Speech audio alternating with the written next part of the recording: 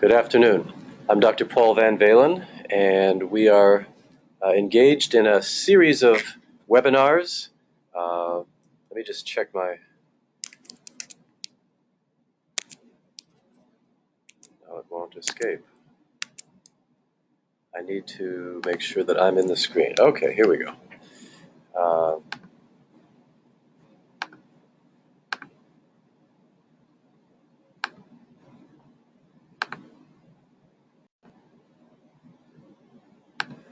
I'm Dr. Paul VanValin, and we are in a series, Lead Like the Good Shepherd.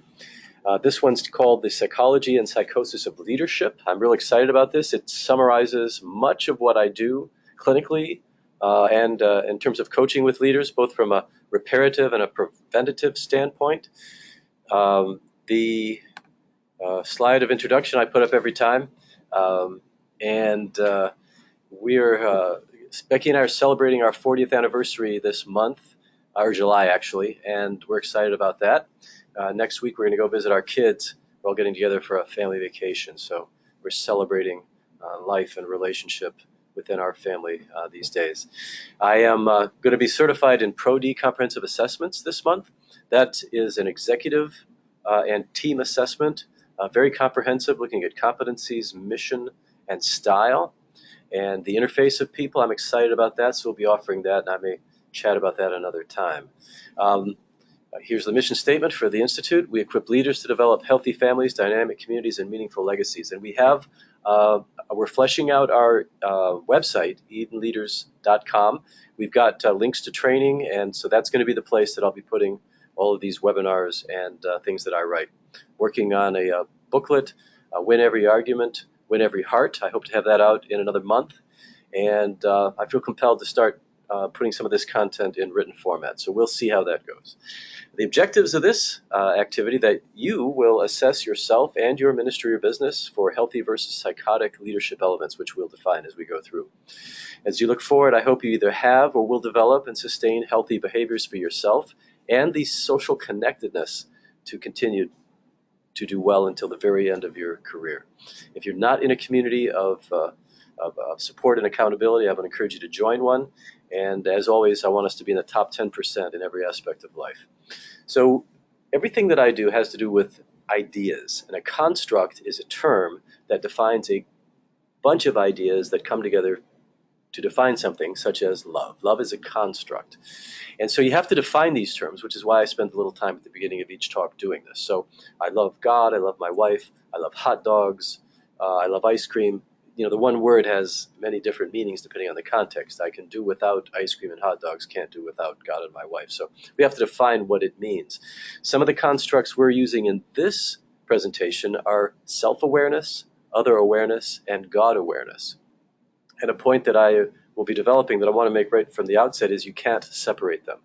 In David Benner's book, The Gift of Being Yourself, he really eloquently describes how you have to have it all. You have to know yourself, you have to be interfacing and knowing others, and knowing God to have a clear sense of who you are, your identity, and the context in which you function as an individual and as a leader.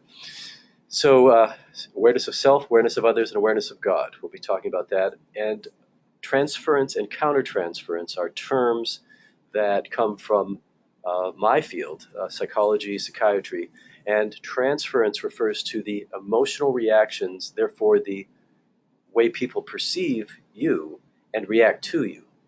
Mostly subconscious. They are unaware of why they feel what they feel and why they do what they do. Countertransference is our reaction to them.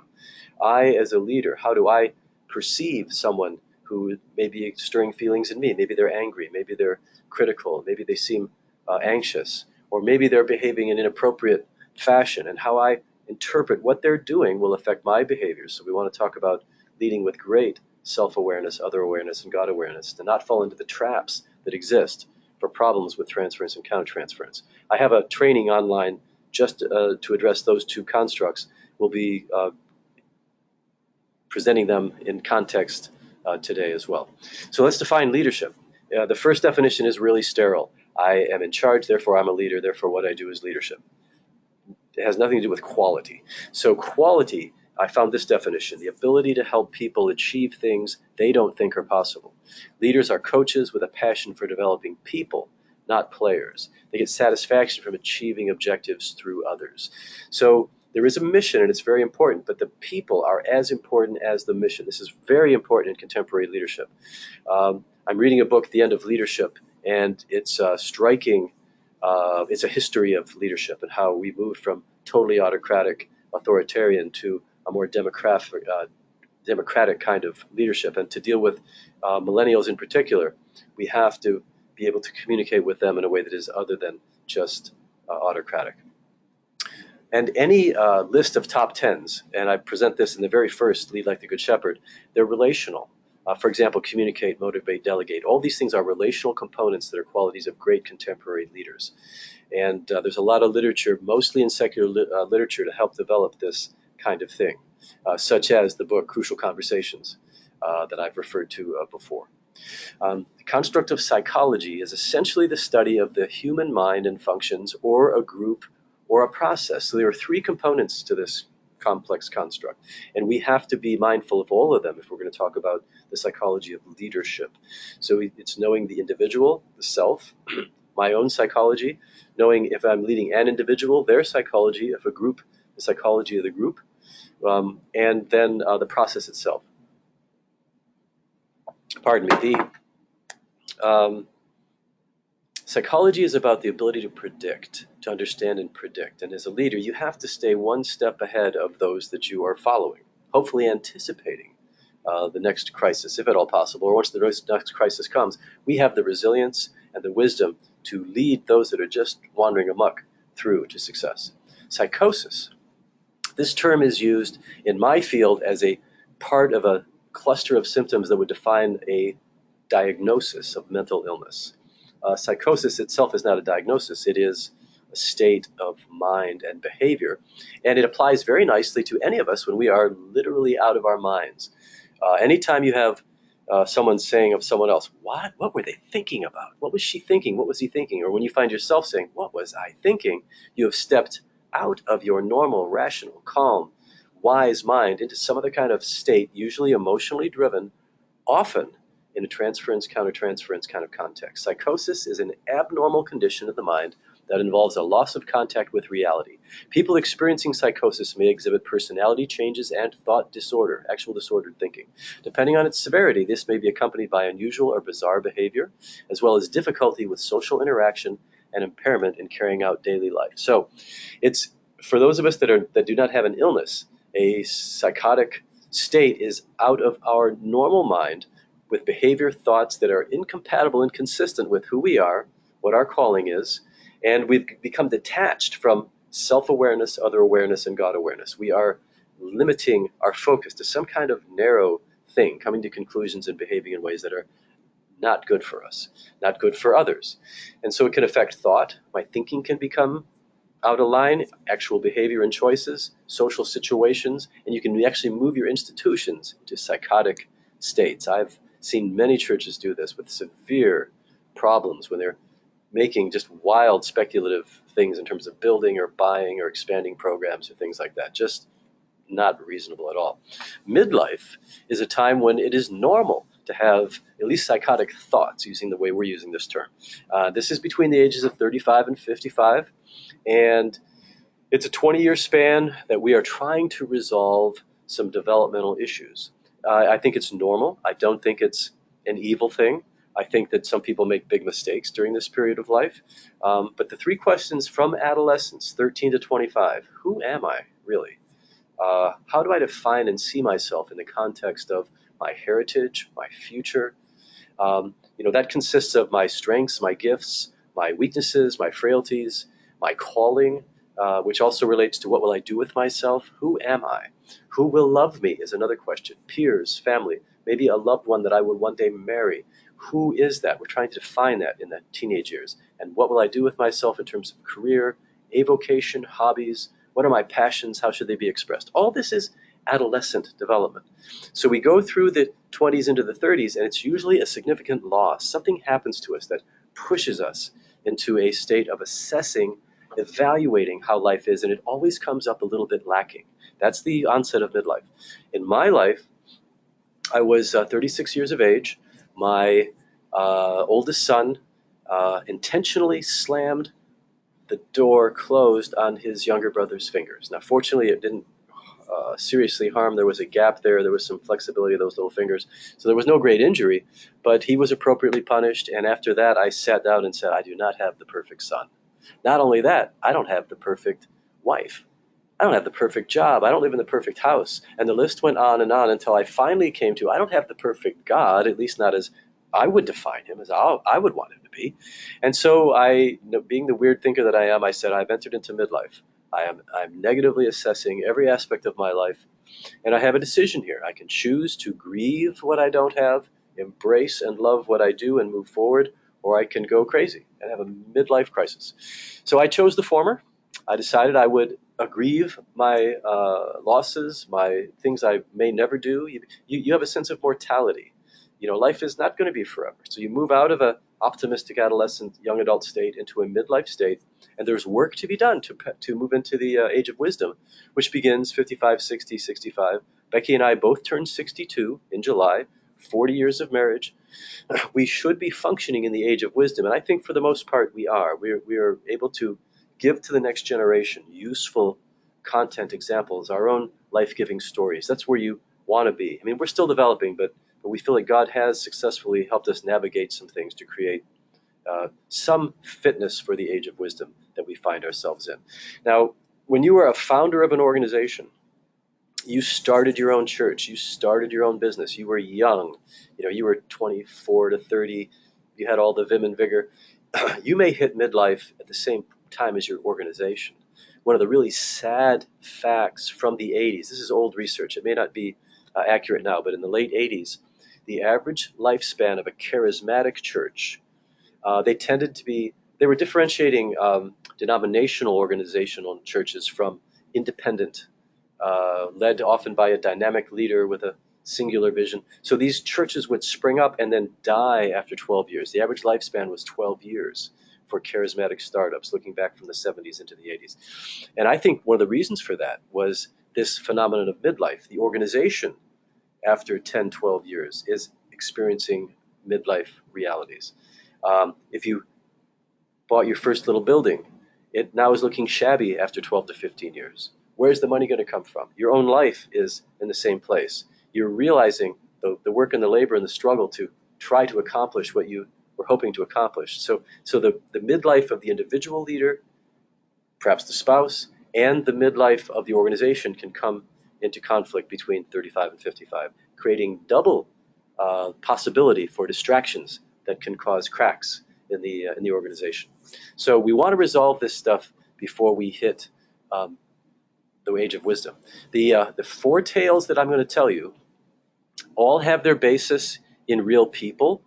I'm not necessarily representing an individual, though I will talk in the singular as if it is a particular person. The one is clearly a particular person. You can read about it in the news if you want, the last one, or the third one. And so these are four things that I ask every leader to evaluate, to come to understanding, because these four things are what cause us to react in situations not with a conscious awareness, but from a rather visceral or emotional state, often leading to bad decisions. And very often when we make significant errors, or when we're carrying these things heavily, anger, anxiety, addiction, and isolation, it represents an unfixed brokenness from past generations. I often, when I'm working with someone who has really fallen into some difficult straits, we'll look back and see some generational patterns. So it isn't just us we need to understand. We need to understand where we're coming from, who we are, and where we're going, to have full awareness of self, others, and God. So the anger tale, high D on the disc. And I have a training in the first Lead Like the Good Shepherd that refers to the disc, and I have a workbook in the references later if you want to explore this further. But a high D personality is like me, very expressive, prefers brief communications.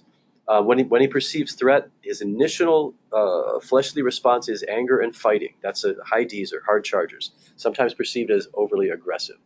So this pastor had a great history of leadership. He was running a great big church.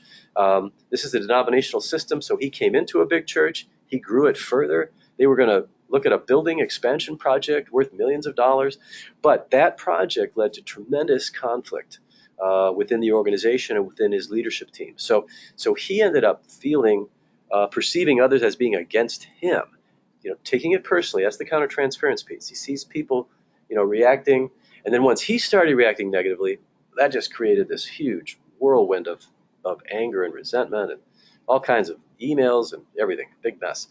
So he came to me about a year before his departure from this organization and said, "Paul, do you think I'm an angry person?" Now, I already knew about some of these stories, so that's a question like if Becky was to ask me, "Honey, do you think I look fat in this?" There's a no-win scenario here. There's no way to come out of this alive. So I didn't try to answer his question. I did try to direct him to talking about what he was observing, the kind of feedback people were giving him, and encouraging him to at least consider this and look at what am I doing that is promoting this perception that I'm an angry person. He was getting really heavy criticism. Well, a number of months later, just before his departure, he had another meeting with me. And he said, "Paul, can you help me be less of an angry person?" Now, I kind of knew it was already kind of over here, but I did tell him how if he wanted to devote some concerted time, reduce his stress, take a year, and work on himself, he could come out someone who was much more in tune with his own emotional state, much more able to respond to stress and that sort of thing. But we never had any more meetings because they had him leave. So he lost his position in the church because he lost awareness of himself. He was not self-aware that he was contributing to a very caustic, destructive environment. He created because leaders are responsible, he was responsible for creating a staff that was so demoralized, so unhappy, and a congregation that was as well. And so you step out of self-awareness and other awareness immediately, and you lose sight of your calling. As a leader, his job is not necessarily to pick a battle and win it in the church. The timing, the finances, all that could be worked out, but it became the power struggle that just took him out. And so here's that book, Gift of Being Yourself, Benner and Pennington, that I reference. I have it written down in the last slide. You can look at that as well. Great book. You can't separate knowledge of self, God from others. And when you do, and he essentially writes, we all are wearing a false self until we gather this kind of awareness and become real clear on who we are, which affects everything, our thoughts, our thinking, our behavior. So, and this story also illustrates as stress increases, so does dysfunction unless you know how to manage yourself and your stress. So as the pressure built up, things got worse until the church's conclusion was they needed another leader. And the church is doing great now. They're one of our partner churches. They're doing really great. So the Bible talks about anger. Essentially, it says, watch it, be aware of it. It doesn't condemn it. Ephesians 4:25 through 27, each one speak truth to one another, for we are members of one body. Be angry, but don't sin. Don't let the sun go down in your wrath. Don't give the devil a foothold. So there's nothing wrong with anger. Anger has a purpose. It signals that something is wrong. If I'm in a group of people and I yell because I need their attention with an angry kind of holler, everybody looks. And sometimes that's life-saving and life-giving, not necessarily life-destroying, because it makes us perk up our attention so we become very vigilant, even hyper-vigilant, until we are able to assess that everything's fine. It affects mood. Over time, if we remain angry, appetite, sleep are affected, and then eventually relationships as well. So while it gives us energy to solve problems and fight battles, it's an energizing emotion. If we keep too elevated with that state, it creates actual toxins in our brain, cortisols that are actually destructive of what takes place in our brain. So it energizes the epinephrine system, the adrenal system, high energy, greater strength physically and sometimes mentally as it pertains to a conflict, but not mentally as it pertains to the big picture. So you've all probably heard something about the type A personality studies from the 70s and 80s. I participated in some of that years ago. People that carry this, real effective leaders who carry this angry kind of core, much more prone to heart attack as these toxins do their business on our brain and neurobiology and ultimately the organ of our heart. So the rational versus emotional brain are also constructs that I refer to a lot. And the calm brain is necessary for self-control, problem solving, and creative thinking, represented by the high level of activity in the prefrontal lobe, right behind the eyes. The limbic system, or the part of the brain that manages emotions, is activated as emotions pick up to the point of overriding the prefrontal lobe.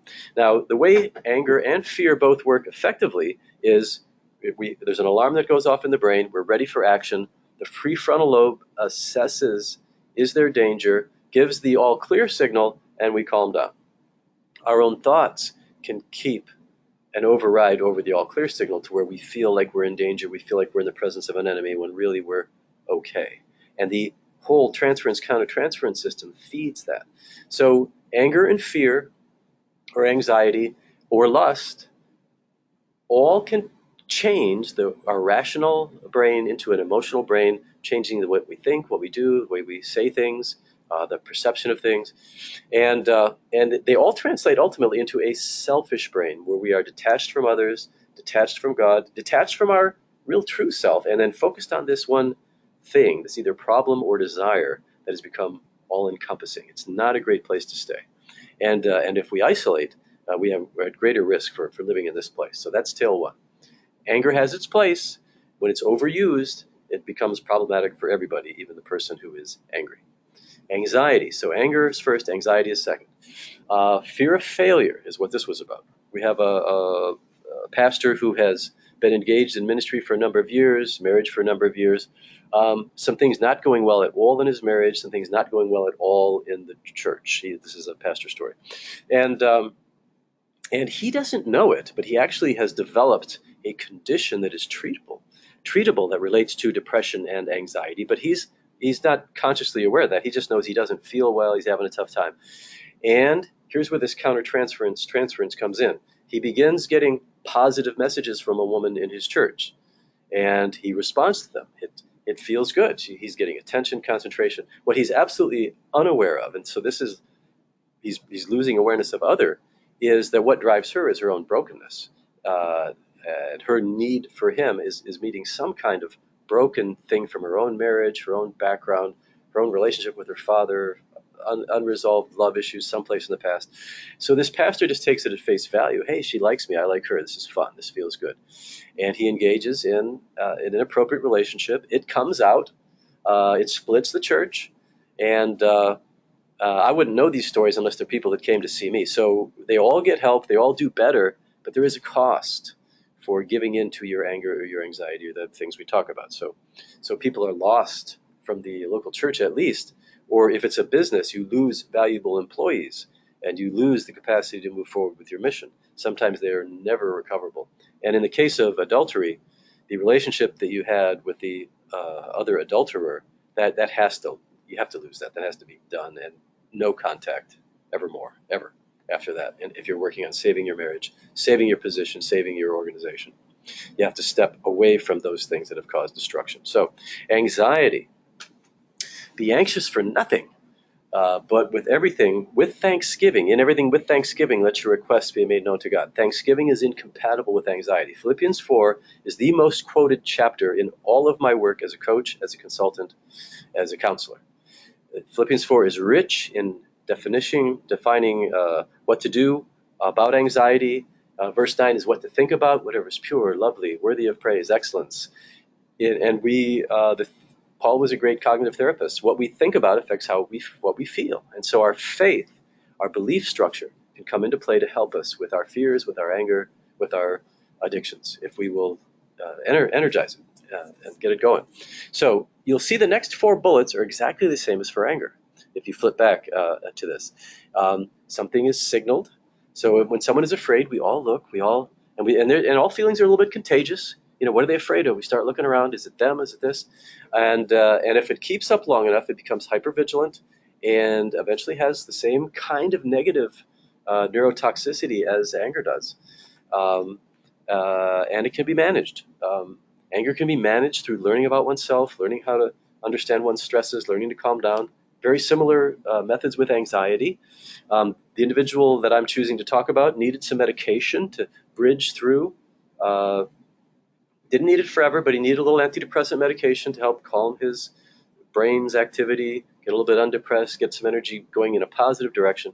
But through coaching, consulting, doing well.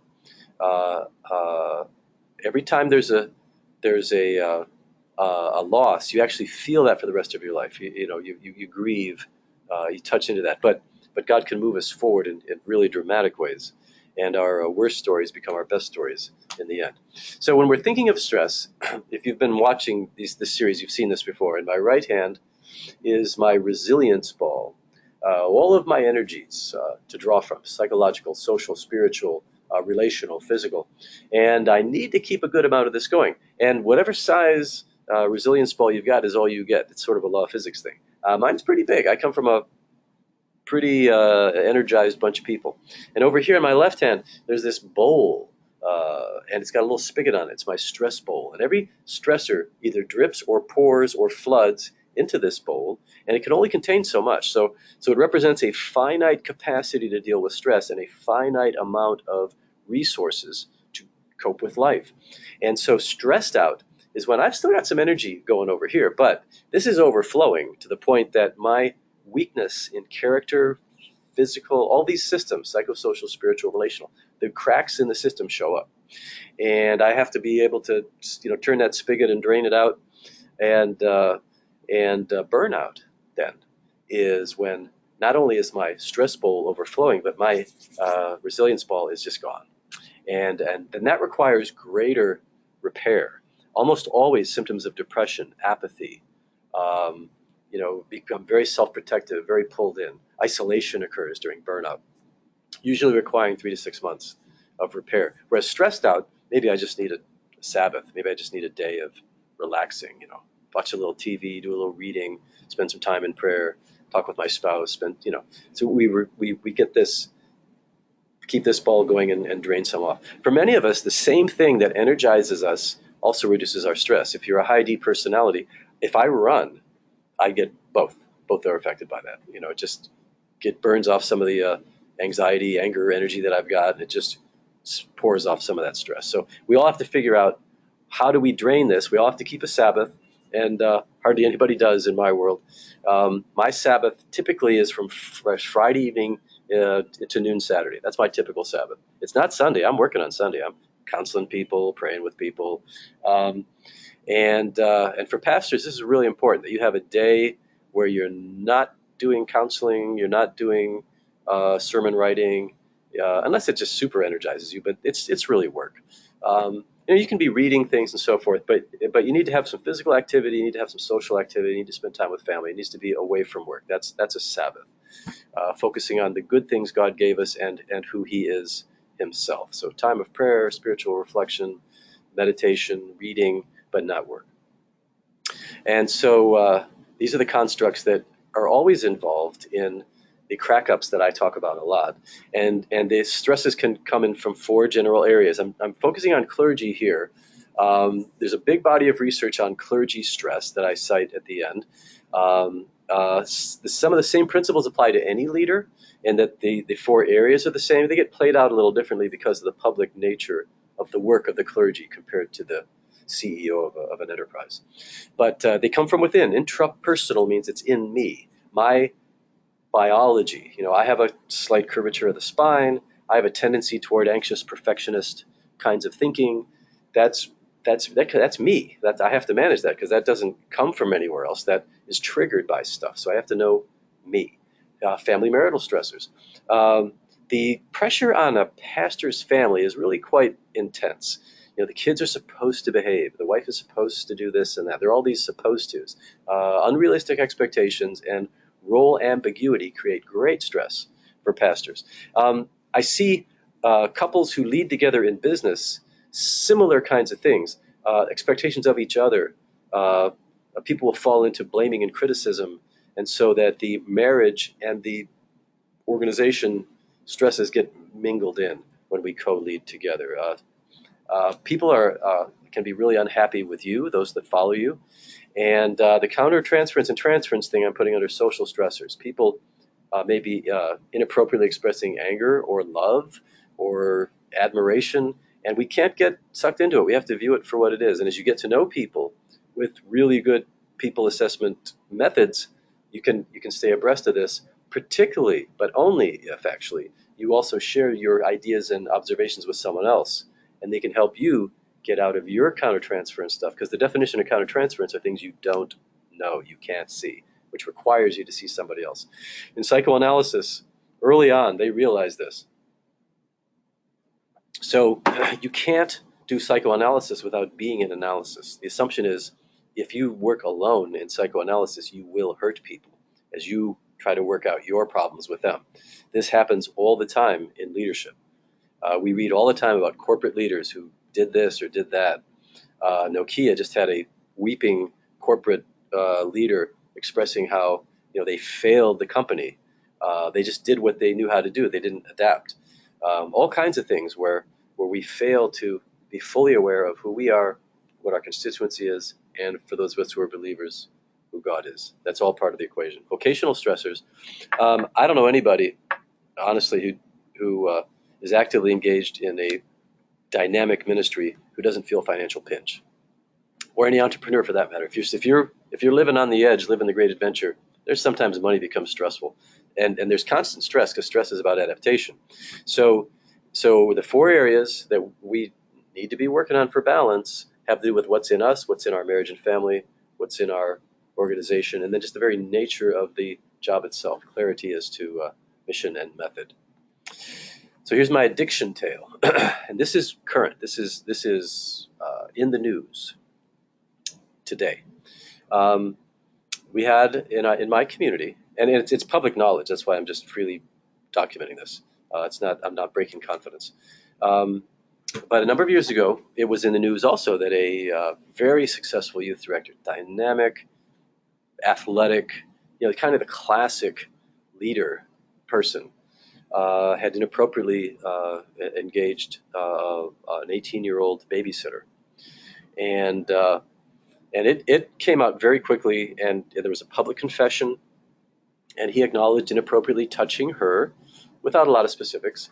But the implication was it was a non-invasive sexual encounter. Well, he did a year of hard work, was never able to engage in ministry. The family suffered a lot because of the kids were in Christian school. They put restrictions on his access to the property, just a whole lot of stuff going on. It was really, really challenging for a number of years.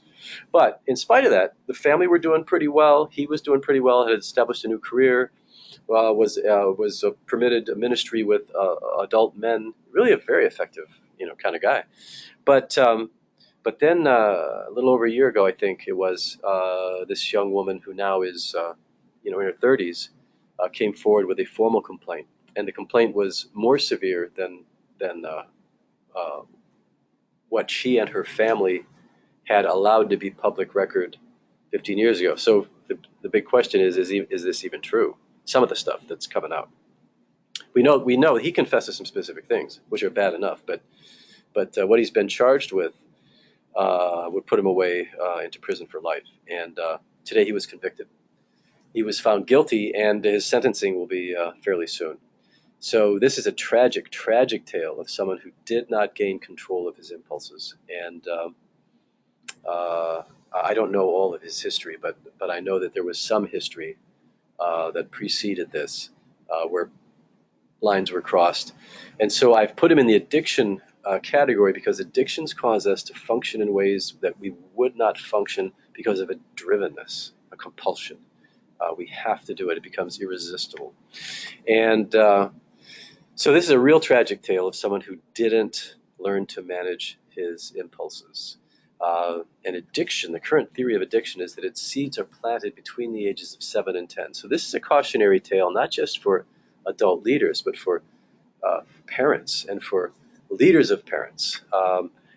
We don't really pay good attention to how our 7 to 10-year-olds are developing. There are very cautious parents who try to not get them to not be exposed to media and so forth, so they don't have the kind of exposure that's possible. It's possible at the age of 4 or 5 to maneuver a device and see pornographic images. I mean, exposure to media is almost unlimited as soon as you can push a button. So it is, so just from a parenting standpoint, to actually be very careful. But that's just a part of it. The other part is that kids in our culture don't get enough time, attention, and touch. Those are my 3 buzzwords: parental time, not just time, but really attending to them in a way that's meaningful interaction, and then appropriate physical touch.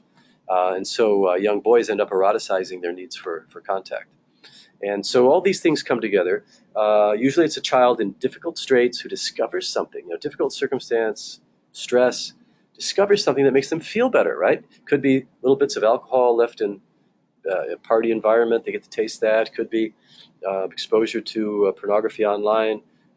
Could be that they're misused by a babysitter. They're sexually abused themselves, but it has a pleasurable component. All kinds of stories occur where they begin seeking the same kind of satisfaction in that activity through their teenage years. And so you have the developing teenage brain, the adolescent brain, going through all of these powerful emotional changes, all these hormonal changes, all these growth development changes. And in the midst of that are these addictive practices, just getting wired into the brain, into the behavior, into the expectations, and into the definition of self, and into life itself. This is what brings life joy and satisfaction, is the addiction. So then you go from the adolescent brain, which goes all the way to 25 or so. And in those years, when in America they're in college, they're in the military, they're highly likely to engage in activities that are not necessarily healthy spiritually, emotionally, relationally, physically. But it is the precursor, it's the beginning of the wiring of the adult brain, which then is a little harder to change. There's more plasticity up until 25, 26, 27, 28, when the adult brain starts forming. Now, there still is opportunity for growth and development.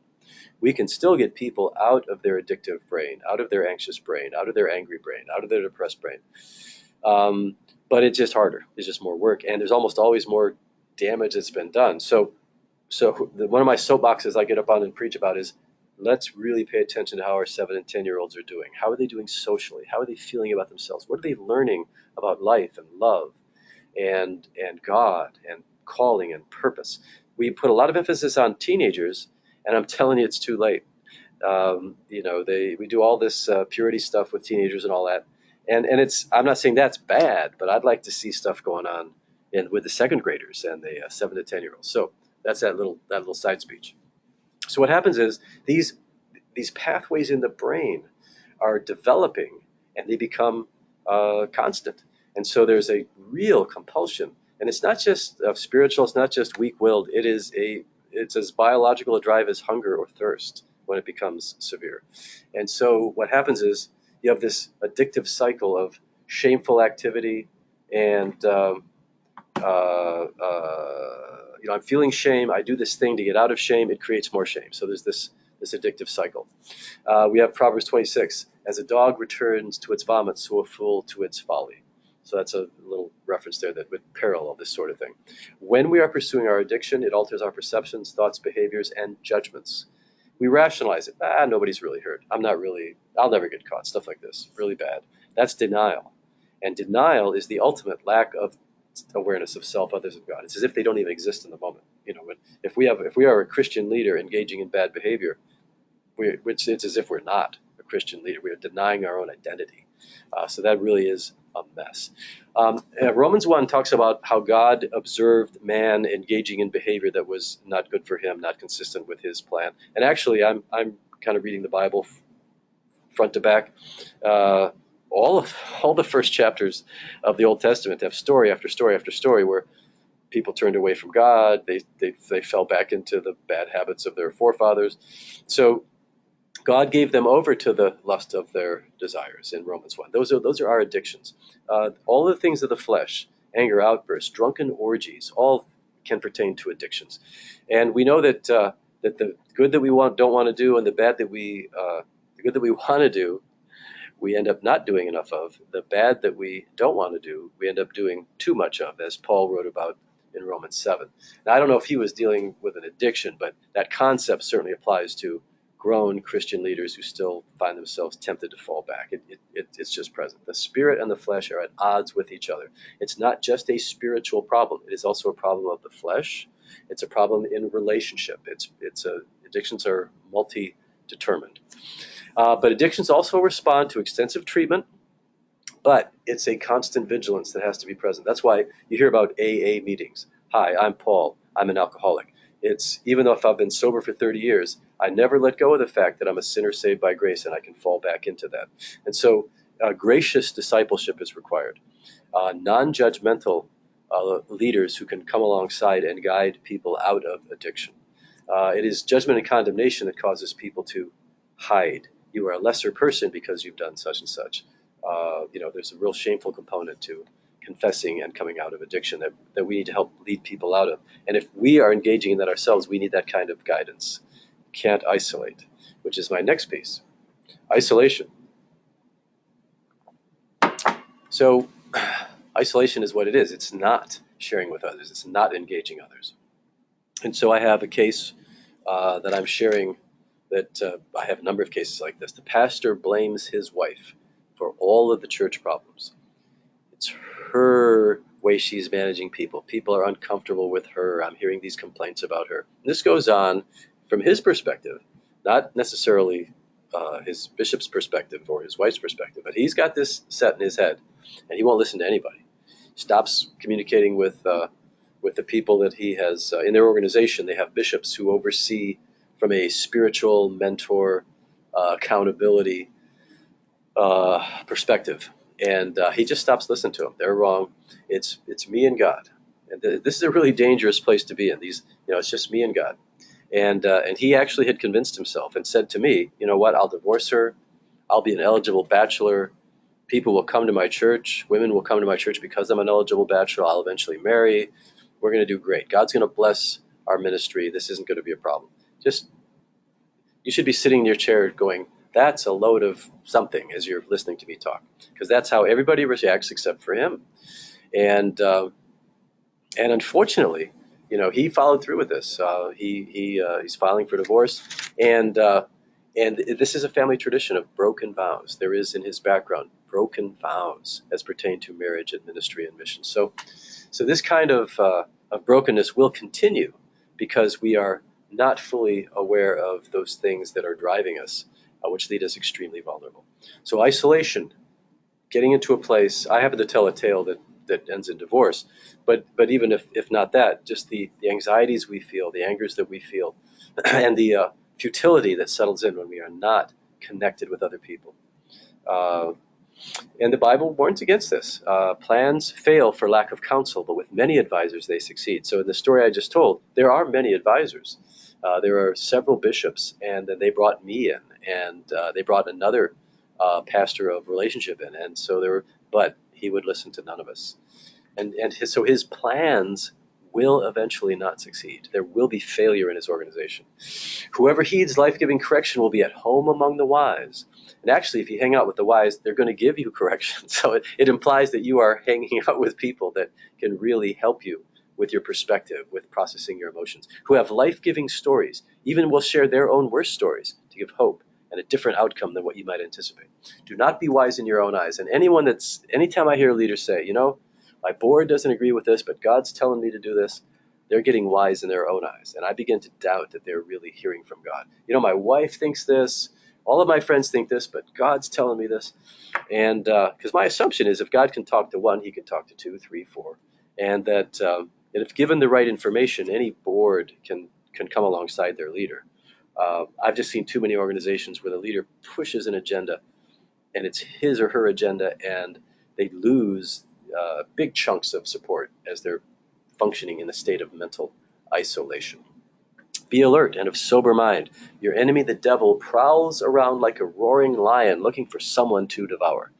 It's a great metaphor. The lioness in the savannah is hiding in the tall grass and waiting for that lone little zebra, either young, isolated, or crippled. So they're slow and they're far enough away from the herd. If you're with the herd, you're relatively safe. See, that's the value of being connected. If you're with the herd, the lion's not going to go after you. You're going to go after this other one over here. A cord of 3 strands is not easily broken. This comes from Ecclesiastes 4. There's I call it a farm, but there's a man working in a field. He falls, no one can help him. But if 2 are working in the field, they can help each other up, better return for their labor, defend against a common enemy, keep each other warm at night if they're off in a cold field someplace. So a cord of 3 strands, and I take this very literally, 3 co-laborers. Do you have 3 co-laborers that you can go to as your council of advisors? Many counselors, there is success. So I say 3 is a minimum. I use this metaphor with a leader, a three-legged stool. We're sitting on a three-legged stool. You take one of those legs away, boop, you fall over. You have to have at least three. Four is even more stable if you can pull that off. And so I think we need to have a council, and it may be numbers of councils. You know, if you're involved in business, you need a council. If you're involved in ministry, you need a council. Marriage, parenting. If you have other hobbies and things that you do, council. We're working together on this. We are teams moving towards success, not individuals. So this is very, very important. And if you have a cord of three strands, you can still isolate by choosing to not be transparent, by choosing to not reveal those things that are going on in your heart and mind. And very often, as soon as we have an idea, we know somebody else isn't going to think it's a good idea. We just keep it to ourselves and we kind of go along. But really, really powerful teams share everything. They risk criticism. They risk having their ideas rejected. And a really good team doesn't reject the person, but some ideas just are bad ideas and they need to be rejected. So, concluding statements. If we know who we are, we know our role, we will therefore know those around us, because we can't function in our role effectively without knowing others. You cannot delegate, you cannot cast vision, you cannot motivate without knowing the people that you're leading. And then the call is real critical. I heard a really good message this week. One of the points was Satan doesn't need to set up obstacles. He just has to make a real clear path to the wrong goal. And he did what I'm going to do. Let me repeat this. Satan doesn't need to set up obstacles. He just needs to set a very clear path to the wrong goal. If we're on the right path, we will have obstacles. We will have struggles. That doesn't mean we're on the wrong path necessarily. As long as our council of advisors is advising us, yes, let's keep going. We're in this together. We're doing this together. If you find yourself alone on a path heading toward a goal, whether there are obstacles or not, you need to double check and get your team along with you, or join them in what God is actually doing. What is God doing in the moment? Blackaby's study years ago was great with that question. I want to join God in what He's doing. So we connect with a healthy community of leaders, and we stay connected. I can name a dozen people that God has blessed me with that I can call in the middle of the night. And they will respond, and they will talk with, give advice, and pray. And some of them, they're my core advisors in particular areas. If I have a question, I go to them, I state my question. I just do what they say because they're good at what they do. This is real important. And one of the reasons we have this training that we have is to provide for those of you that are more remotely isolated, either because of distance, culture, economics, or whatever, the opportunity to network. And you're always welcome to reach out to me. You have my email. Many of you have my phone number. I'm happy to give it to leaders. You can communicate directly to me, and I'll be happy to be whatever assistance I'm able to be. So we increase self, other, and God awareness, and that involves learning about this transference, countertransference thing. Not that you can ever reach the place where you are totally transparent to yourself. That's why we have to have others with us. But you can begin, feeling a feeling and saying, okay, I know where that's coming from. I'm not going that direction. That can become the kind of awareness you get. So this last phrase I have here, 3 others shape and validate you. As you define yourself, always be engaging your counsel so that you end up with who you really are in a way that's really effective. And some things, these are specific questions you could take to process by yourself, then bring your spouse in, and then bring your counsel in. What are my personality strengths and weaknesses? How am I wired? What is the combination of my DNA, what I've learned in life that is really strong and really weak? I can tell you, I'm sometimes impulsive. I sometimes will get in such a little tunnel of awareness, I exclude other people's realities. I mean, these are things I know about me. And so I need other people where I can say, okay, am I engaging this group well enough? Are we all on board? Because they're better at seeing this than me, so we work together. What are my strengths and weaknesses as a leader? I'm a strong visionary. I'm a mediocre administrator. So I have to have strong administration behind me. How do people perceive me?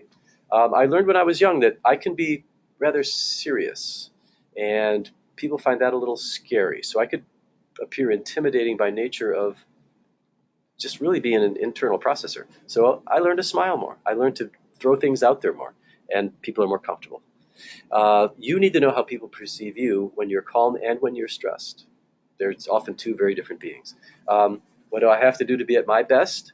Again, we're talking socially, economically, in ministry, in business, relationally, all the various roles of relationship.